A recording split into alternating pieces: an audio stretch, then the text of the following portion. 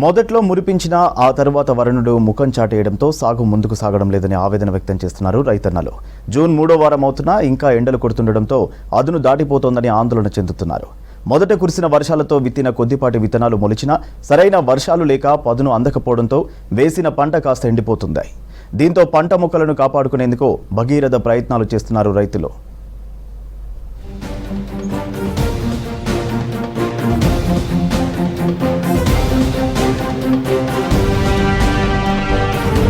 వరుణుడి కరుణ కోసం కొండంత ఆశగా ఎదురు చూడడం, ఆ తర్వాత నిరాశపడడం రైతులకు అలవాటుగా మారింది.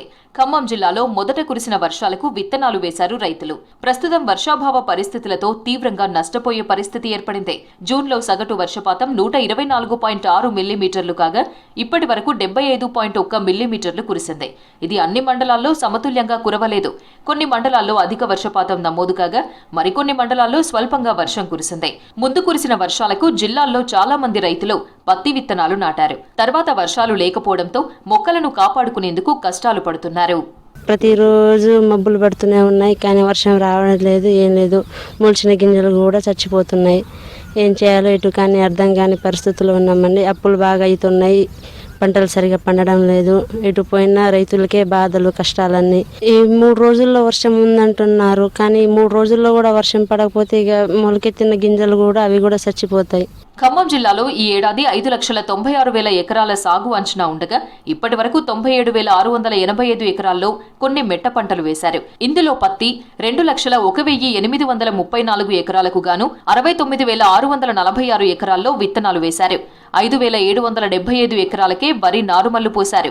మొక్కజొన్న 3,374 ఎకరాలకు గాను 193 ఎకరాలు, చెరుకు 1,537 ఎకరాలకు 2 ఎకరాలు, వేరుశనగ 270 ఎకరాలకు గాను 17 ఎకరాలు, పెసర 15,357 ఎకరాలకు 2,331 ఎకరాలు సాగైంది. పిల్లి పెసర 17,925 ఎకరాల్లో సాగు చేశారు రైతులు. జూన్ మొదటి, రెండో వారంలో వేసిన విత్తనాల పంటను కాపాడుకునేందుకు తీవ్ర ఇబ్బందులు పడుతున్నారు.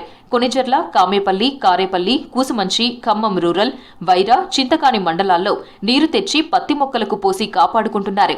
మరికొన్ని రోజుల వరకు వర్షాలు కురవకపోతే తీవ్రంగా నష్టపోయే పరిస్థితి ఏర్పడింది. మబ్బులు వస్తున్నాయి, వర్షాలు వచ్చే సూచనలు అయిపోయినాయి, మళ్ళీ రాట్లా, మళ్ళీ ఏదో ఎండే కొడుతుంది. వేసినా కూడా మళ్ళీ ఎండిపోతున్నాయి, మళ్ళీ పురుగులు తింటున్నాయి, మళ్ళీ ఏం బాధపడుతున్నాం. ఇప్పుడు దాదా బాగానే అయిందండి, 50,000 దాకా ఖర్చు అయినాయి.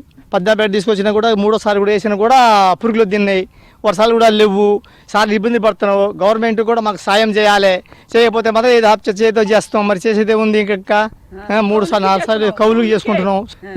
మరి గవర్నమెంట్ మాకు ఆదుకోవాలి. భద్రాద్రి కొత్తగూడెం జిల్లాల్లోనూ ఇదే పరిస్థితి ఉంది. వర్షాభావ పరిస్థితులతో 50,000 ఎకరాల్లో విత్తిన పత్తి విత్తనాలు సరిగా మొలకెత్తలేదు.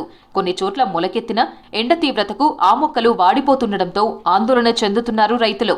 ఇంకా 1,000 ఎకరాల్లో సాగవ్వాల్సిన పంటలు సాగు చేయాల్సి ఉంది. చాలా వర్షం పడలేదు, మబ్బులు అయితేనేది, మళ్ళీ నీరు వర్షం రావట్లేదు, మళ్ళీ ఎండిపోతున్నాయి. మళ్ళీ వేసినాం గింజలు. ఎండ బాగుంది, వానలు పడలేదు, అసలు వానలు రావట్లేదు, చినుకులు పడుతున్నాయి, మళ్ళీ ఎండిపోతున్నాయి. గింజలు మళ్ళీ దొరకట్లేదు, గింజలు కూడా సరిగా మొలవట్లేదు. ఇప్పుడు వారం 10 రోజులు వర్షం లేక ఏం లేక ఎండిపోతున్నాయి చెట్లు కూడా. విత్తనం నాటి 15 రోజులవుతున్నా వర్షాలు రాకపోవడంతో మొలకొచ్చిన మొక్కలు వాడిపోతున్నాయి. పెట్టుబడులు భారమని తెలిసినా బోర్ల నుంచి ట్యాంకర్లు, పైపుల ద్వారా మొక్కలకు నీళ్లు పెడుతూ పంటను కాపాడుకునే ప్రయత్నం చేస్తున్నారు రైతులు. పెట్టుబడి 50,000 నుంచి 80,000 వరకు పెరిగిందని ఆవేదన వ్యక్తం చేస్తున్నారు రైతులు. పొలాలు మొత్తం దున్నిచ్చుకొని కాలం ముందుకు వచ్చిందని విత్తనాలు కూడా పెట్టేసుకున్నాం. ఇప్పుడేమో విత్తనాలు పెట్టిన దగ్గర నుంచి వర్షాలు పడట్లేదు. మధ్యాహ్నం వచ్చేసరికి ఎండ బాగా కొడుతుంది, మళ్ళీ సాయంత్రమే మబ్బులు పడుతున్నాయి. కానీ ఇప్పుడు మొలిచిన గింజలైనా మొలిచినాయి, కొన్ని మొలవలే. మళ్ళీ రెండోసారి పెట్టినా ఇప్పుడు మొలిచిన దానికి కూడా వాటర్ లేక, నీళ్ళు లేక చనిపోయిన పరిస్థితిలో ఉంది. వర్షాలు కురవకపోతే భారీ నష్టం తప్పదని ఆందోళన చెందుతున్నారు రైతులు.